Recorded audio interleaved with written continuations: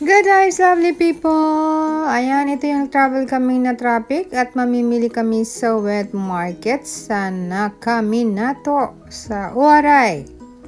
Ayan, nandito na tayo sa market.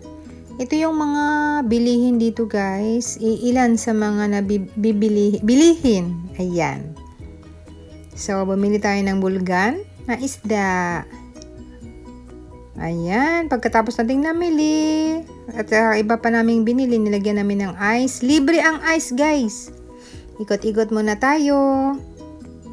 Ayan, may mga shell sila, seafoods. Ayan, lahat ng mga pumupunta dito guys, puro nag-tour. Ayan, pero namimili. Diyan na rin kakain. Ayan, tingin-tingin at pauwi na uli. Ito na.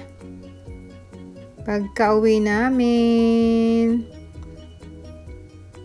biyahe sa wala lang traffic pag pauwi. O, diba? Highway kasi siya. So, ang sarap mamili. Kaso lang pag-uwi, ang paglinis ang problema. Pero walang magagawa. Ginusto eh. Kasi fresh siyang isda. So, syempre, hindi pa siya malinis. Ayan, enjoy natin muna tong mga magagandang place. Ayan, magandang kulay. At dumaan tayo sa,